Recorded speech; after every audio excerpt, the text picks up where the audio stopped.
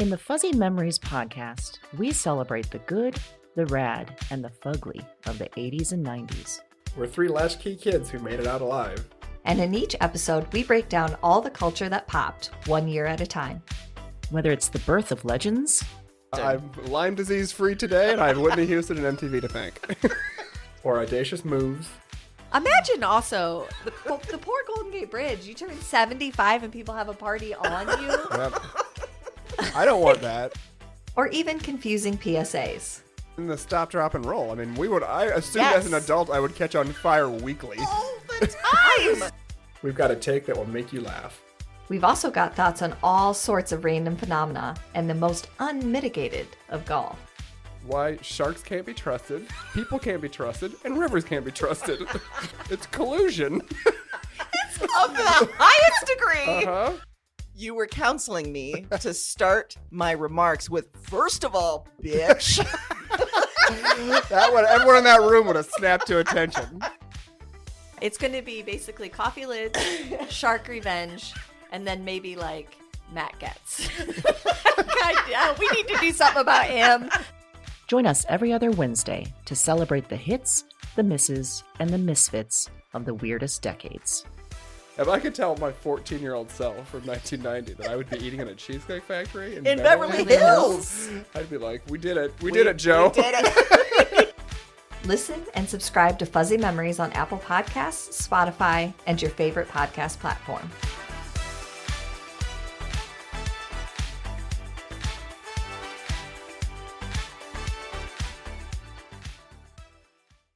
Hey, Broads and Books listeners, we've got an exciting offer for you.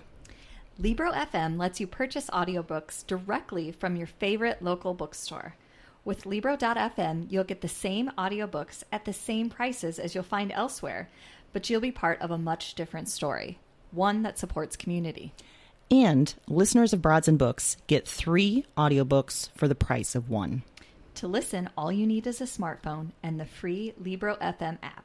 From there, you check out recommendations and curated lists from the people who know audiobooks best, local booksellers. We love this deal because we love audiobooks and we love supporting local and indie bookstores. To get your special deal for listening to Broads and Books, go to Libro.fm, Libro.fm, and enter Broads and Books, all one word. You can find that URL and the special code in this episode's show notes in your podcast player and on our website.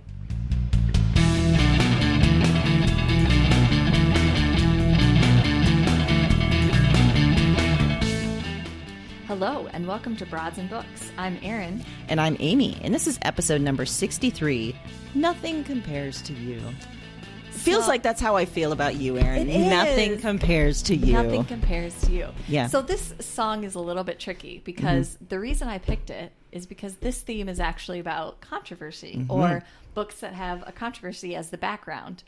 Because I was thinking of the famous moment when Sinead O'Connor ripped up the picture of the Pope on Saturday Night Live. Yeah. Fight the real enemy. Yes. She didn't actually sing this song. But I couldn't remember if she did or not. No. So you're basically choosing the artist and not necessarily the song. yeah, but who remembers any Who other remembers? song? No. I remember Pope Picture, Nothing Compares to You. That's right. That's about all I remember as well. So it makes perfect sense to me. Yeah. Yeah. And I just liked it as the background. I mean, we do read a lot of books whose background is kind of some big historical event. And maybe that's not the whole point of the book, but, you know, makes... And yeah, I do remember after that moment, there was a lot of media coverage, a lot of controversy. Of course, this was before the Catholic Church had quite a few scandals to hit it. So they felt like they had a little bit more power to push back. Meanwhile, she was ahead of her time. She was, yeah. And I, went to a Catholic school. Yes, so you did. You can imagine the outrage at I this, bet. defamation of character on our fearless leader. Was it talked about at school and behind the pulpit? Yeah, I think so. Yeah. Which interesting fact I read this week that they pulled that in time for one of the broadcasts, but SNL refused in some cases to pull it after market, when they run episodes. They refused to pull it in certain markets. Like they said, no, that was her statement and we're letting it be. Rightly so. And I was like, wow. That gave me a lot of respect for, because there's not many shows or production companies that would do that. I mean, they pulled it from some, but still to not do it universally is. Wow. Huh. So we're channeling that controversy. Yeah. We're thinking about picks that deal with potentially controversial stuff. Yes. Yeah. So that got me thinking, Erin. A lot of controversy can happen in big news events. They can become big news events. Do you think, just thinking about controversy, and sometimes if we're actually thinking of it controversially, do you think we're desensitized to big time news events? I do. I do now. And I particularly mean not even so much because of social media, but more because of the 24-hour news cycle. Yes. When we shifted from actual news into a lot of pundits talking about the news, we didn't have enough media education for people to understand when they're watching the news, which is factual based with no opinion, and when they're watching an opinion. And I say that equal opportunity. I'm not just talking about Fox News. I'm not just talking about CNN or MSNBC. They're all guilty of that. And so I think that our knee-jerk reaction in a news event is we want to know the facts, then we don't want to hear about it again. Everybody's just like, no, too much. Don't want to talk about it. Don't want to hear about it. And we don't a lot of times do the deep digging to actually figure out what's going on. Absolutely. And I think you're right. It's become much more outrage, like culture. Let's get outraged about something, but then 5 minutes later, let's move on to something else and get pissed about it. And Absolutely. For sure. Yeah. And I really noticed that recently. It's been a long time since I felt glued to the news as much as I did during the pandemic time, and still now as it continues. But I also think that I could sense in myself that you sort of have to limit. Like you have to say, I'm going to listen to this person and this information, and then I'm going to step away, because it can get to be a lot. Well, this person says this and this, you get caught up in it, and you start comparing opinions instead of facts. And I think we've done a big disservice to ourselves. Absolutely. And I feel like it's happening with the protests too, that, I see on social media, a lot of people are moving on to other topics, and then other people are like, no, I know it's tiring. I know it's exhausting to be outraged and to be angry, but we can't, we have to somehow still be sensitized. We still have to take this in. And so you have to protect your time and your energy. And when news became entertainment and became more about getting a sponsor and filling that time, that's when things really crossed a line. And I am, I'll wear the sweatshirt, America needs journalists, every day of my life, because we do. We do. But there needs to be a way for them to be able to share their stories and voice it in a way that people can feel sure that they're getting facts and a news story, and not an off-the-cuff opinion that someone says to someone else at a table. So, yeah, I do think we're a little desensitized. I agree, especially this year. Yes. There's just been a lot. And that kind of, like you mentioned, social media, do you think that it's easier or harder to spread the word about a large event or a controversy because of social media now? Well, I think kind of related to what you said, I think it's much easier to spread news, but it's much harder to discern if that is actually news, how we should feel about it, what the actual facts are around this. It's hard to discern where some of this information is coming from and if we should trust that, source.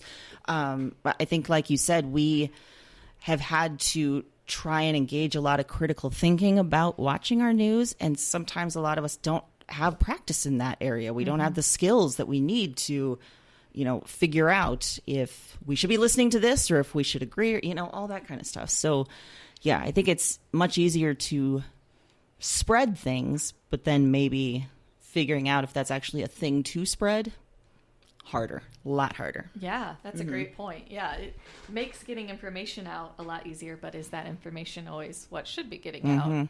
And knowing that there's, things that are often doctored by, sources that we're not quite sure of. Just knowing Facebook is very questionable at this time, Yeah, it's a lot harder. Wow. Yeah.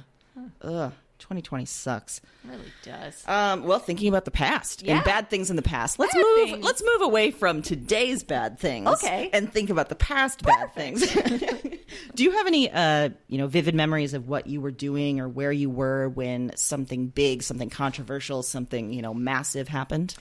I do. And it's funny. I specifically remember this, and it kind of goes in what we were saying about how news has almost become a game of telephone. Like Yes. it gets diluted. Mm-hmm. I was in college when 9/11 happened. And I remember that I hadn't heard anything about it. I went to my first class, and it was a professor that I loved his class so much. And it was canceled, which was bizarre. He had never canceled before. I had him for other semesters, never once. And I was like, that's weird.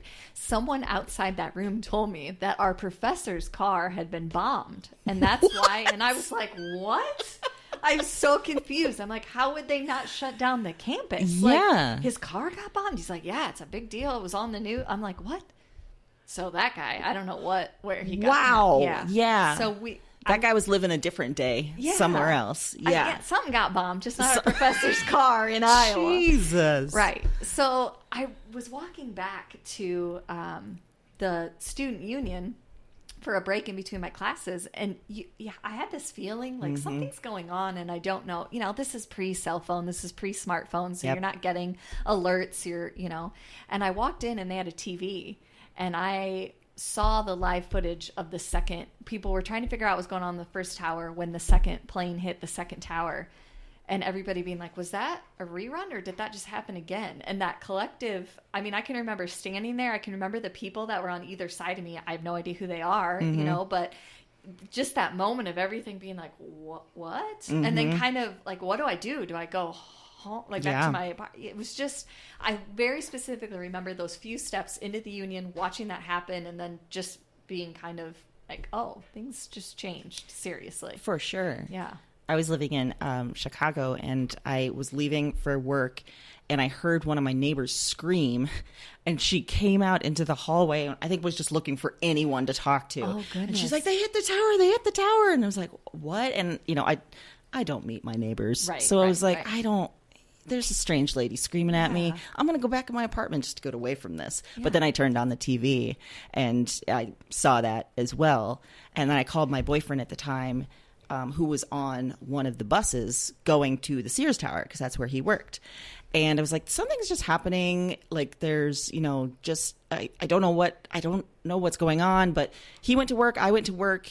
He went to work, was immediately turned away. Everyone at the Sears Tower was turned away and told go home because they didn't know, right. which they buildings. Were multiple. Yeah. Yeah. Yeah. And I ended up going to work and just checking news compulsively until no one was saying anything, so I just left at one point. I was like, I don't feel good here. No. And, No, yeah. It was and that is, for me, one of the earliest memories of watching a news cycle be basically 24. I mean, that's really when it changed. They canceled programming. Yes. Somebody was on all the time giving you updates, which is when they started, having to fill that time. They were bringing in people that were speculating and so-called experts and things and replaying the footage over and over. Yeah. Mm-hmm. Absolutely. Yeah, I can very vividly remember that. I can also remember a few years before that, the Columbine shootings. Yes. And a similar situation where they were just showing the same footage over and over of those kids like walking out, and experts trying to, pretty soon it was with the whole trench coat mafia thing. Like it was just unfounded conspiracy theories being put on the air. Yes. And it was such a strange, like, this doesn't seem right moment. And, right. Yeah. Yeah. Yeah, that is crazy. Yeah. Well, and I remember also thinking I was old enough to know that I need to separate fact from fiction a little bit. Do you remember the first time that you wondered if an adult or a person of authority was actually telling you the truth about something important? I don't know if this was the first time, but I do remember very clearly. We went to church for a while as kids. And I remember in Sunday school, like I asked, I think I may have told you the story. Yeah, I asked the adults, like, well, if we're supposed to think our story is right and Muslims think their story is right and Jewish think their story is right, how are we supposed to know we're not wrong? And you could tell in the adult's head, just like, oh, shit, can't compute. Yeah. What do I do? Who brought this kid?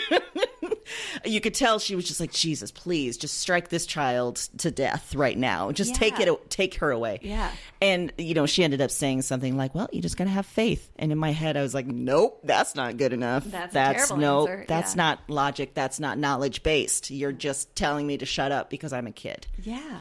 And so, yeah, that was one of the major moments where I realized, oh, adults definitely don't have all the answers, especially those that are pretending they do have all the answers. They definitely don't. Mm-hmm. And that was an awakening. Yeah, that's a tough awakening. And also, I felt pretty good about scrambling that person's brain. You should, because that's fun. I would have liked to see a video of that. Her pure hatred. Me too. I really wish I could too, because in my little kid's head, however old I was, I remember even then just knowing like, oh, she doesn't know what she's going to say next. Like, she looks real stumped. I have stumped this adult. Oh. Oh, no. Oh, I wasn't even trying. I thought it was a legitimate question. I thought this was a good one. Yeah. So, yeah. Well, so our picks this week. Yes. Deal with some controversial stuff. Mm-hmm. And so my fiction pick is called The Leavers by Lisa Coe from 2017. Have you read this, Erin? No. Okay. So in the book, Deming is a young boy who lives in the Bronx with his mother, Polly, who is an undocumented Chinese immigrant. He lives with her boyfriend, and his son. And one day, Polly goes to work, and she never comes back. So he's very young at the time. He has no idea what happened. And he sort of shuttled around to different people, first the boyfriend, then some relatives, until eventually he's adopted by 2 white professors in upstate New York. And they rename him Daniel. Oh. Yeah. Okay. So Daniel/Deming grows up under the specter of a mother that he thinks left him or maybe died. He has no real answers there with his biological mother. And these new parents that you can tell they have good intentions, but oh shit, are they doing it all wrong? Like renaming him, trying to make him assimilate, trying to make him, into the white son they never had, pretty much. So as he gets older, the questions around his mother resurface, and he decides to try and find out what happened. So a lot of the book is told from his perspective, but another part of the book is from Polly herself. And we hear about her childhood in China, her move to the U.S., and the struggles that she faced, and what happened on the day that she disappeared. Ooh. So I chose it for this theme because I think, sadly, the very issue of immigration can be very controversial. Mm-hmm. The idea of an undocumented person having a child and then that child potentially being a citizen is controversial. It's all so politicized. It's so controversial. Mm-hmm. And then when we find out from Polly what actually happened that day, that's a highly controversial thing as well. And I won't talk about what happened there. I think another part of this story, though, is controversial, too. And that's that, we might think of Polly, like this kind of mother, as like a selfless mother who sacrifices everything for her child. And that she made all the choices, including living here undocumented, for her child. But when we actually hear from Polly, we see it's much more complicated than that. She has her own dreams, her own desires. She makes some choices that can be very controversial. And I think that is really cool, too, because, if you're a mom that doesn't completely sacrifice herself for your child, or you haven't fully bought into the idea of motherhood, then you're a bad mother. That's a controversial thing. Mm-hmm. And we talked about this before. The expectations for motherhood are so ridiculous. But I think potentially in this situation with an immigrant mother, it's so much more. Absolutely. So I really love that she's a fully complex human being, and that idea in itself is controversial. It is. Yeah. Sad to say, but yes, it is. That sounds amazing. I'd never heard of that very before. Rich book, very heartfelt, very heartbreaking in some ways. Wow. Well, the fiction pick that I brought this week is controversial in a similar way. Oh. It's called The Vanishing Half by Britt Bennett. Oh, that's the new one, right? Yes. Yeah. So you'll remember I recommended her book Mothers, which I love that book so much. I immediately pre-ordered as soon as I knew she had another book coming out because I think she's a phenomenal author. But this just came out in June 2020. And this one is just as good, if not better, than The Mother's Eye. Oh, that's so good, isn't it? Loved it. Yeah. So it follows these black twins, Stella and Desiree, who were inseparable growing up. And oddly enough, they live in a southern town that is predominantly black, but a certain type of black. Oh. They don't like dark-skinned black. Okay. They want lighter-skinned. Yeah. And they're not afraid to be very racist or prejudiced to people that are coming in that look like that. It's also a poor area. You know, there's not a huge focus on education. The girls struggle because their father was brutally murdered in front of them by white men. They're being raised by their mother who's struggling. And so at 16, she pulls them out of school and says, you need to go to work. And Stella is devastated because her whole life, she thought she was going to get an education. She wanted to go to school. She had all these plans. And it turns out to just be this grind day and day and day in, day out, day in. So they decide to run away. One night after a large town celebration, they leave and they decide to just start a life on their own. They're going to get a better job so they feel sad for their mom, but they're going to send her back money, and that's how it starts. And you don't know until a little further in the book exactly what happens, but Stella and Desiree end up becoming separated. Desiree, I think, comes home and Stella's gone. She's taken her stuff. She's left a note. I'm sorry, I need to do this on my own. And they were twins. I mean, they'd always been together. And what we soon find out is that Stella and Desiree were both light-skinned enough that Stella is passing for white. So she gets a job with a company that believes she's white. She marries a man who believes she's white. She moves into a neighborhood in the 1960s that believes that she is white. She takes a stand against black people moving into her neighborhood. Whoa. Yeah, it's so many things going on. And then in the meantime, you have Desiree, who took a different path. She's married. She married a very, very dark-skinned man and has a child by him and ends up moving back to their hometown with this child who is ostracized because of the color of her skin. Oh, my gosh. So we're watching these two very different stories. And then we're watching how they intersect and come apart again and intersect because they both end up having daughters and how that plays out. So I picked it for this theme because, first, it's a very on-point book during a time when everyone should be reading, learning, and listening more, because this book covers a lot of forms of racism, not just the traditional ones that we like to say, well, I'm not racist because I don't do this, and not just the forms that we normally see. It makes you really open your view to how many times people make judgments about other people, but how we only really talk about one kind. Yes. And so many different things come up in this book. And I think that that's one of the great gifts of this book, is that you're kind of forced to confront your own bias, or you're forced to look at all of these different situations. As the reader, you're looking through this objective lens, but you're also realizing that you can see, all this stuff happening. I also picked it because this book, part of it takes place during the 1960s, 1968 specifically, when we saw Martin Luther King Jr., Dr. Martin Luther King Jr. assassinated. Then we saw Bobby Kennedy assassinated. So we had this very tense time that's very reminiscent of what we're living now. Yeah. And for me, that backdrop is really providing this unrest and this kind of pull that the story has, that it's pushing you forward because you know all this is going on in the country, so you can see all these flashpoints and you can feel the tension that Stella's living with by denying who she is and her where she came from, and trying to keep that a secret and trying to keep her family going, and the struggle of, well, I have a better life because I did this, so is that wrong? Right. I mean, did I set So no easy answers. No easy answers, but you'll fall in love with the characters. You want to know what's going on. The way that they come in and out of each other's lives is, I almost read it in one sitting just because it's so gripping. Yeah. It's wonderful. And so many great ideas, themes, everything in this book. So definitely on point for right now. But even if it wasn't, she's amazing, and you should read her book. Yeah, you've been on record as a big fan, very eager for this new one. So now that you've finished this new one, are you eager for her to just get writing again? I don't do it. Want to act like I'm going to kidnap her, but if she's not in a room writing, I'm disappointed, frankly, because we need it. So. Basically, your life now is just write. Just keep writing. Just waiting for a Britt Bennett to release a new book. That's what my life is. Just a paper chain to a day I don't even know. And this is her second book, yes. right? Okay, yeah. I was going to say, I imagine you've read her way through her back catalog if she had more than the mothers in this one. Yeah. Yeah.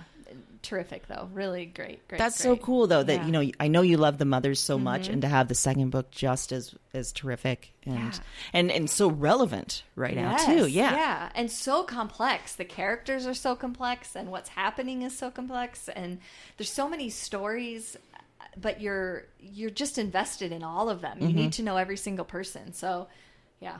Can't recommend it enough. Wow. Yes. Okay. So. All right. Well, for other genre book, I've Yes. got a sort of hybrid thing. Ooh. It's called What We Inherit, A Secret War and a Family's Search for Answers from Jessica Pierce Rotundi. Earlier this year it came out, and it came out on a press called Unnamed Press. And we heard about it because they actually contacted us, and they said that we are a press that focuses on, female stories and feminist stories, and we think, you would love to read this book. And I said, yes, please. Yeah. And so, yeah, they were absolutely right. So this is a memoir and a work of nonfiction and history, and it's woven together in this really cool way. So Jessica, the author, when her mother dies, she finds boxes of letters, declassified CIA reports, and newspaper articles all about her Uncle Jack. And Jack, all she knows about Uncle Jack is that he disappeared in 1972 when his plane vanished over the mountains bordering Vietnam. Okay. So after her mother dies, she steps into this crazy family history and mystery that she didn't really know much about. She learns that her grandpa, Edwin, was a pilot in World War II, and he crashed in Germany and was a POW for 3 years. Oh. So when his son, Uncle Jack, disappears, Edwin won't accept the story that the government gives him. He is certain that he's still out there. He's going to find Jack. Oh. Jessica's mother, Jack's sister, is equally committed. Like they know there is more to this story than what they're being told. So what follows is years of pressing the military, working with POW camps, even going to Southeast Asia, and where once they get there, they learn that Jack was part of a CIA-led secret bombing campaign in Laos, which makes getting any clear answers more difficult because we're not acknowledging that we were pretty much at war with Laos. Right. And they won't allow us unless that acknowledgement occurs. So it becomes so complex, so hard to find any answers. And so, Grandpa Edwin, he kind of dies without finding any answers. And so Jessica digs into this history, and she makes some of her own, too. She retraces her grandpa's path in Southeast Asia. She goes to try and find the crash site to find more about this situation. So I chose it for this theme because the U.S. in Laos was secret and super controversial. And I learned something right away in the book that I'd never learned in any history books, which is between 1964 and 1973, the U.S. dropped 2 million tons of cluster bombs on Laos, which calculated to a plane load of bombs every 8 minutes, 24 hours a day for 9 years. Wow. And so much of this was classified. We're not taught this, but when in Laos, this is part of their history. They still have undetonated bombs and mines everywhere. And there's continually, you just see the shadow of people that are maimed by these things. This is such a huge part of their history. And so that makes this family trauma so much more potent because they can't get the answers they need and want. And they can't move on. They can't mourn. So I saw an interview with the author where she says, Americans call the bombing of Laos the secret war. But in Laos, the evidence of it is everywhere. Museums are dedicated to the Lao victory. Bomb craters pock people's front yards. Undetonated American bombs left behind still kill 50 people a year, many of them children. Wow. So I think, there's so many levels of controversy here. But what it really boils down to is a family story and trying to find more out about this deep family mystery and really getting to know her mother more through this, discovering that her mother did so much work going to Paris during the peace accords to try and find someone who can give her answers. I mean, It's a really incredible story. Wow. Amazing. First of all, sounds perfect for you. Oh, I yeah. can't. Oh, yeah. Yeah. It was right up my alley. Yeah, for sure. For sure. And it's the founder of Unnamed Press, saw my soul and was like, hey, you need this. You need this. And I was like, you're right. I do. Mm-hmm.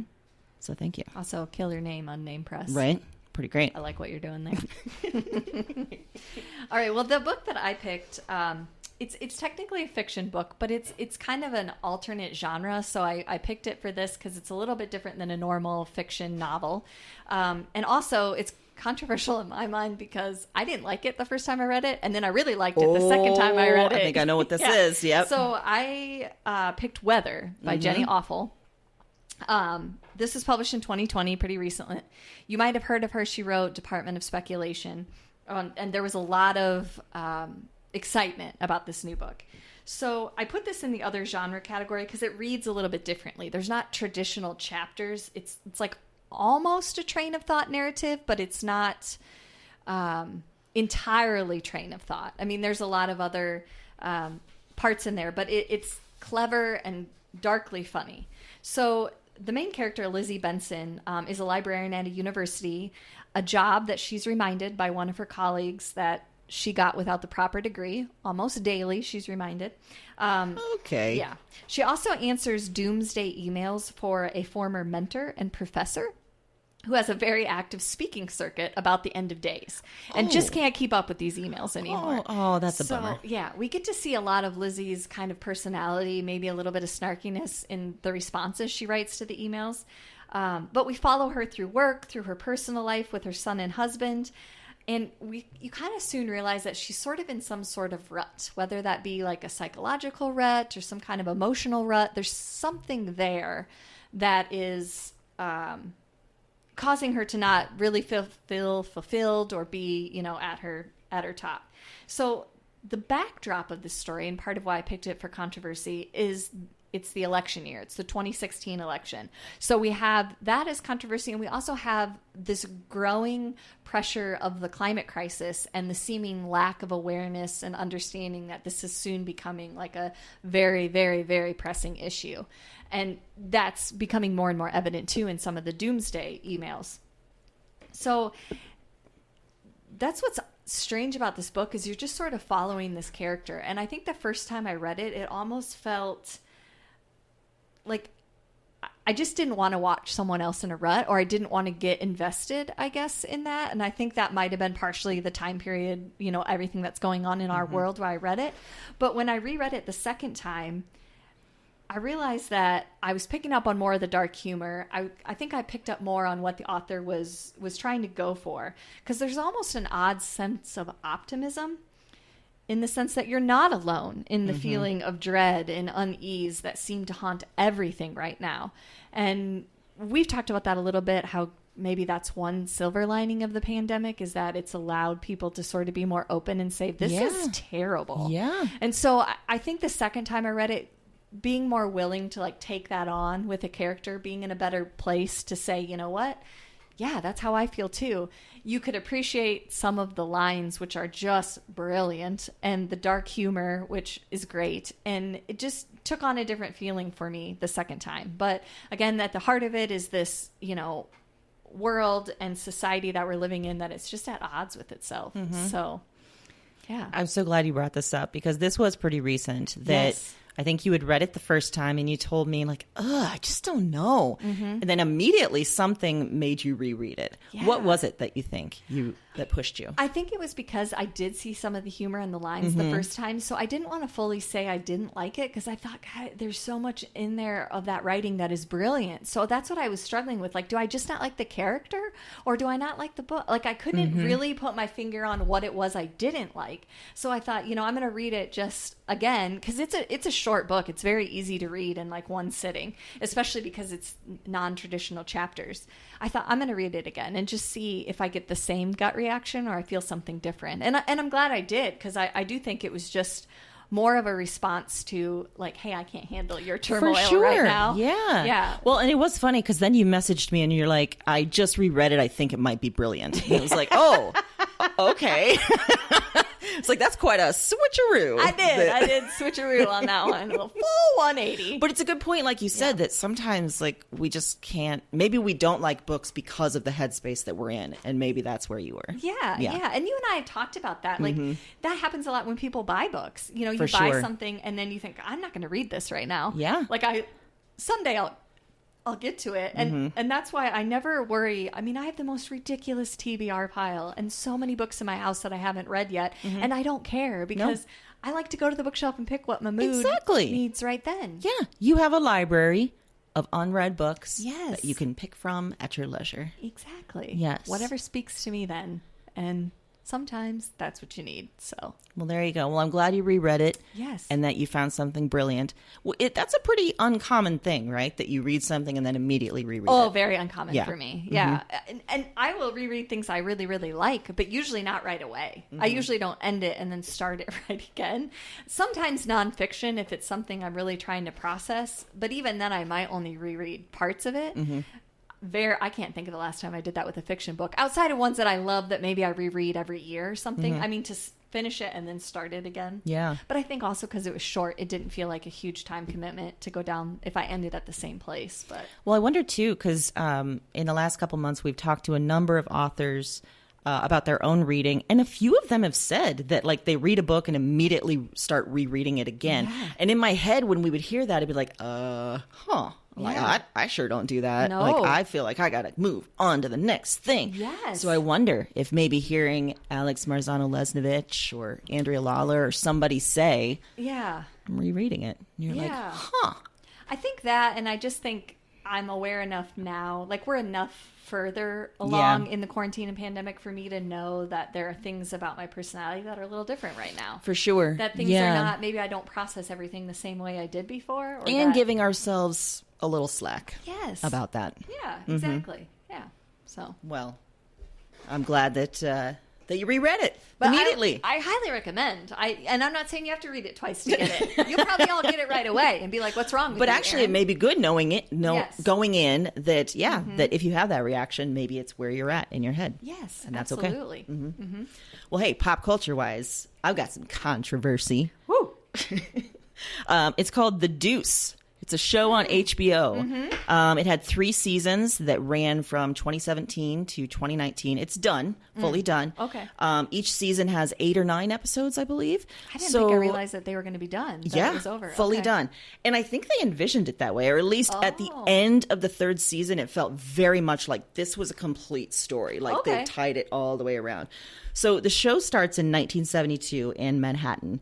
And one of the main characters is Candy, played by Maggie Gyllenhaal, which I'm a big fan of her. She's great. She is one of many prostitutes on the strip of 42nd called The Deuce. And unlike other sex workers, she doesn't have a pimp, and she finds sort of freedom and danger there. And one day, though, she is exposed to this burgeoning world of sex on film. And she finds she has a passion for it, a way out of an increasingly dangerous world, a way to be an artist in this new world. There's another main character that is Vince, a bartender who wants more than what he has. And then Frankie, his twin brother, who's a gambling addict who's into the mob for debt. So Vince gets his brother out of this jam with the mafia, but proves himself smart and loyal. So one mob guy taps him to run a bar on 42nd Street. Both of these brothers are played by James Franco. So that is season 1. Season 2 jumps ahead 5 years to 1977 to the world where porn has made it. Like, porn is golden. There's getting awards. Like, it's a huge thing. And then season 3 is mid-1980s with the specter of gentrification, more drugs, AIDS. It's decimating the population. So through all the seasons, it's just fascinating stuff. You see government and police corruption. You see the violence and criminalization of drugs. You see real estate up and downs and how the start of turning Times Square into this sort of Disneyland versus what it was at the time. Now, why I picked it for this theme is I think the idea of porn especially is inherently controversial. And that's a huge part of this story, a huge part of this show. But I think the controversy is often around the wrong things. Like, people in courts deem porn as immoral because it involves sex and it shows sex. But they don't seem to care about the women and the girls that are often victimized in the creation of porn and all the men making money off of it. All the way to the government and the police. Like, there's this long line of men you can see in this show that's making money from sex work and porn, and women are at the bottom, and they're not making any money from it. I think there's also an element here of controversy in how Hollywood used to work, and I'm sure it still does in many ways. There's a ton of nudity and sex in the show, but this show did something really cool. Partly as a result of the Me Too movement, they hired an intimacy coordinator. And I saw this article that was written by one of the actresses, and she just did a small guest role on the show.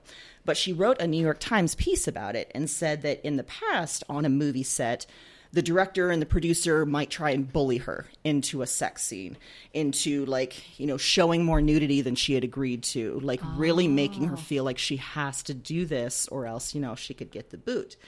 They could make her out as difficult for saying no. But this show hired an intimacy coordinator who then helped that actress and everyone else on set feel comfortable, feel heard and safe, plan out the sex scenes, sort of choreograph it, make it so that it's safe, but also kind of hotter in the result. So I think this is kind of a cool story about how the producers and creators saw the controversy around, Harvey Weinstein and all of his ilk, and really recognize some of the sins of the past in Hollywood, but work to make it better and tell a good story about where some of that controversy and corruption comes from. So it all sort of comes together. Oh, that's great. Terrific show. It is so, if you like any element of, historical crime and corruption and, it's just really, really well done. And Maggie Gyllenhaal. Well, and you can't go wrong with that. Her name is Candy. That's a perfect name. Well, oddly enough, is in a ride or die situation. So that many of these, yeah. Mine is also a controversial kind of true crime situation, dealing a little bit with the Me Too movement. The pop culture recommendation I'm making this week is called Filthy Rich, and it's a series on Netflix that was released pretty recently. I've been thinking about watching this, but okay, I want to hear what you think. Yes, and it was based on the book by James Patterson, which I actually read in 2016 when it came out. I'm not a huge James Patterson fan, but for some reason, that book, I was interested in the story, and I will tell you that I wish that he stuck to more nonfiction like that, because it was really well done. But I will say that I think it's almost, I don't want to say a better way, but ingesting it in the miniseries was just as good. I thought that they did a great job of explaining it. And what I mean by that is that if you think that you know the Jeffrey Epstein story because you paid attention this fall when everything happened and he died in prison, you know nothing. He is incredibly wealthy by means that are still ambiguous today. Basically has lied since the minute he knew what a lie was. And his pure existence in the world has proven the fact that if you have enough money, you can do whatever you want to do. You bet. If you think that that some of these people that knew him, that the first time that they heard about his predilection for underage girls or some of the things that were happening, if you think that was the first time, you're insane. He was actually convicted of sex crimes before, but didn't have to serve any time. Didn't have to follow any of the same rules because he has a lot of money and he gives away a lot of money to exactly the right people. So I was floored this fall because I felt like every time I saw something about him, none of it was the full story. I kept being like, but what about this? But what about this? You're missing this fact. What about this? And it just wasn't out there. And so much about him that writers had tried to publish before that, it got canned, it got, edited, whatever, because he either knew the right person or they were afraid to piss him off or whatever. So I think that this is a great way, even if you know a little bit about the story, it's going to reaffirm some of those details, but it's also going to help you understand how much bigger, broader, and deeper this is. It's going to blow your mind. And I honestly believe, at least from reading the book, and maybe it just reinforced it, but I think even if you just watch the series, you're going to be in my conspiracy boat and say that there's no way that he committed suicide because he just knew too many people, and too many people were so deathly afraid of him saying what he knew about them. All the things you've heard are true. He was friends with Prince Andrew. That is well documented. He rode on planes with Bill Clinton and Kevin Spacey. And I mean, he was in the elite and he was untouchable because of that. And if you have any doubts about that, pay attention to the legal process that he goes through. And you tell me that that sounds like anybody else ever that you've ever heard of going through the legal process. And isn't that so relevant right now when we're talking about criminal justice for an entire group of people and community that don't have the resources, that are not rich, so they can't get away with even the smallest of infractions? versus this asshole. I'm particularly thinking off the top of my head, our president right now saying that he wants people that are going after monuments to spend long time in jail. Yeah. And I want to... But you're fine with the sex trafficker that spent no time in jail. Because if you don't think he was sex trafficking, just watch the show. He was. Yeah. And we're talking about hundreds of women. We're not talking about a few. We're not talking about a couple. And all kids, like teenagers. And in addition, he made some of them implicit in his crimes so that they face charges because he used them to recruit other girls. Cult-like. That's fully cult-like. Yes. And Ghislaine Maxwell, I don't know where you are, but you need to serve some time too. I remember that name. So there's a lot there to dig into, and it'll frustrate you and it'll make you upset, and it should be, it's one of those things right now that you should watch so that just to remind yourself the disparity that Absolutely. exists. Yeah.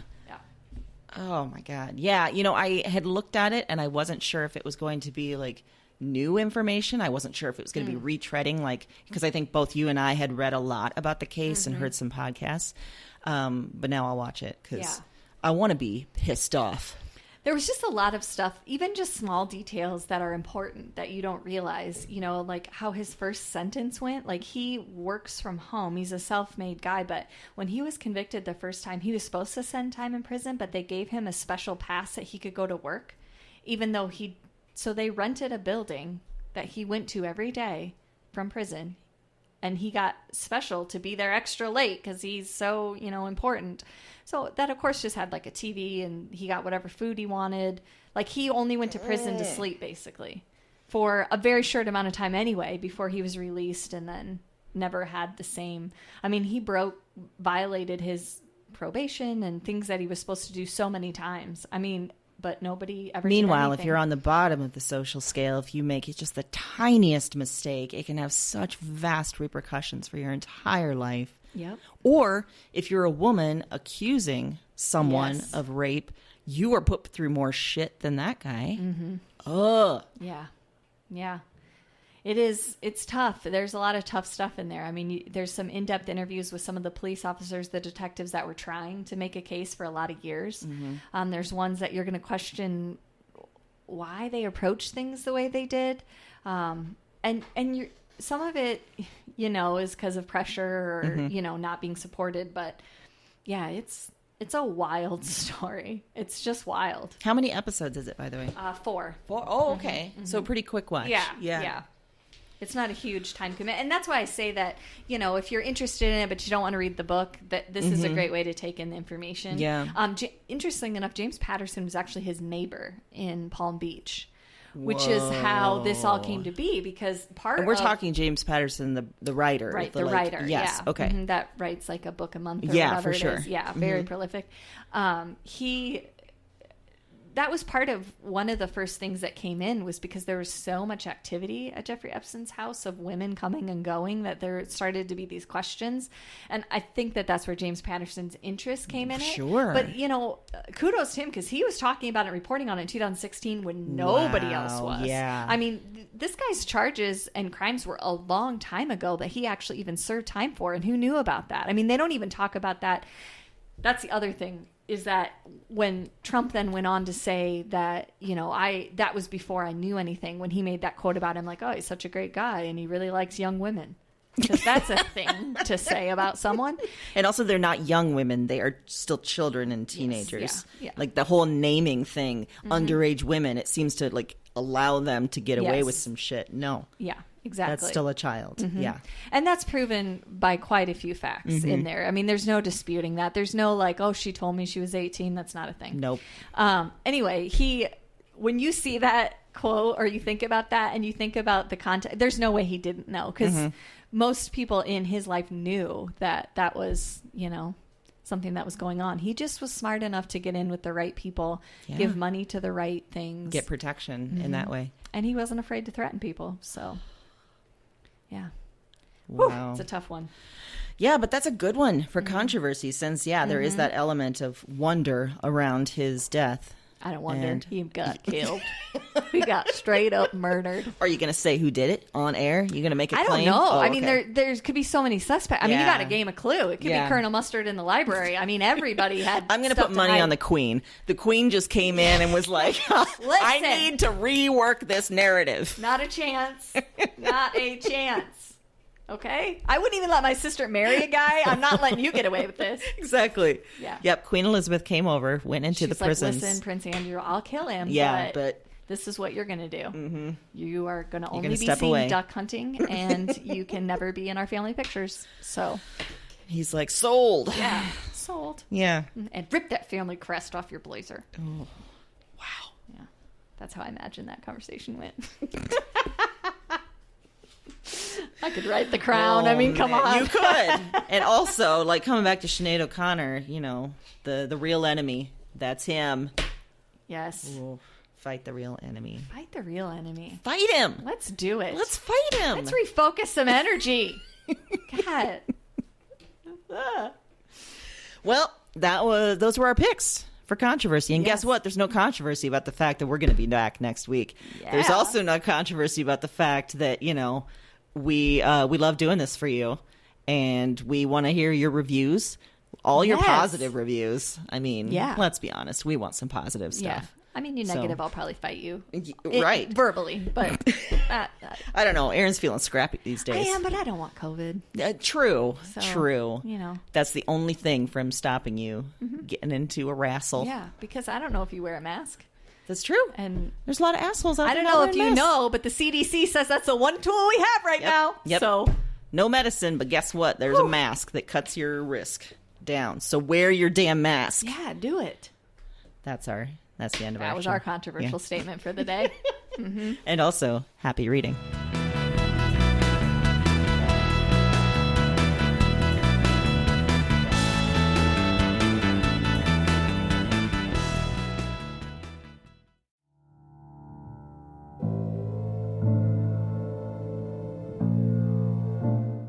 I'm up again.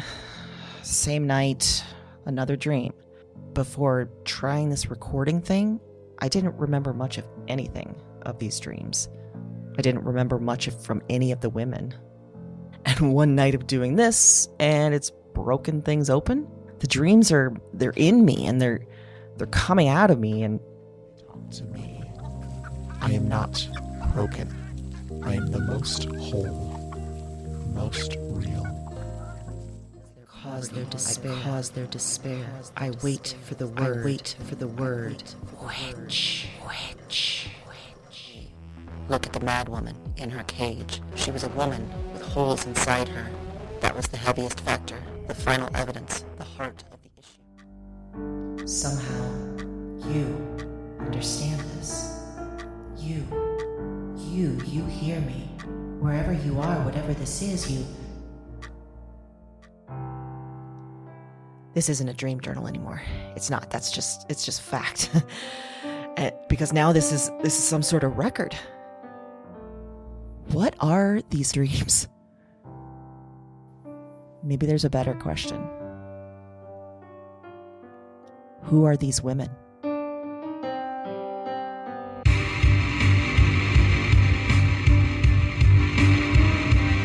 Weird Woman is a Broads and Books production. All 9 episodes are available January 10th. Listen and subscribe to Weird Woman on Apple Podcasts, Spotify, and your favorite podcast platform.